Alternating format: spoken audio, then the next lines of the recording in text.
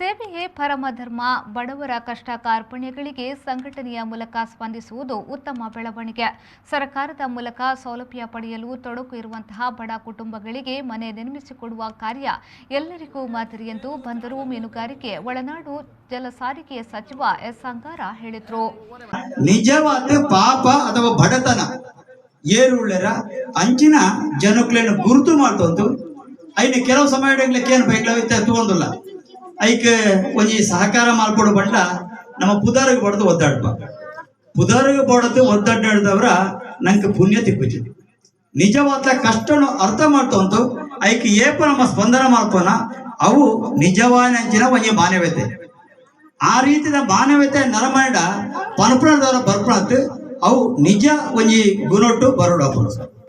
ಆ ರೀತಿಯ ಒಂಜಿ ಗುಣೊಟ್ಟು ನಮ್ಮ ಏಪವುಲನ ಅಪಗ ನಮ್ಮ ಕೆಲಸ ಪ್ರತಿ ಒಂಜಿ ಕಾರ್ಯಗಳ ದೈವನ ಅನುಗ್ರಹ ತಿಕ್ಕಳು. ಅವರು ಪಾಲ್ತಡಿ ಗ್ರಾಮದ ಮಂಜುನಾಥ ನಗರದಲ್ಲಿ ಕಟ್ಟೋಣ ಬಾಳಿಕೊಂದು ಸೂರು ತಂಡದಿಂದ 3ನೇ ಯೋಜನೆಯಾಗಿ ಅಂಗವಿಕಲ ತಂಗಿಯೊಂದಿಗೆ ಜೀವನ ನಡೆಸುತ್ತಿದ್ದ ಗಿರಿಜಾರಯ್ಯವರಿಗೆ ಸುಮಾರು 4.5 ಲಕ್ಷ ರೂಪಾಯಿ ವೆಚ್ಚದಲ್ಲಿ ನಿರ್ಮಿಸಿದ ಸೇವಾ ನಿಲಯ ಇದರ ಗೃಹ ಪ್ರವೇಶ ಹಾಗೂ ಮನೆ ಹಸ್ತಾಂತರ ಕಾರ್ಯಕ್ರಮದಲ್ಲಿ ಮಾತನಾಡಿದರು. ಈ ಸಂದರ್ಭದಲ್ಲಿ ದಾನಿಗಳನ್ನ ಶ್ರಮದಾನ ನಡೆಸಿದವರನ್ನ ಶಾಲು ಪ್ರಮಾಣ ಪತ್ರ ನೀಡಿ ಗೌರವಿಸಲಾಯಿತು.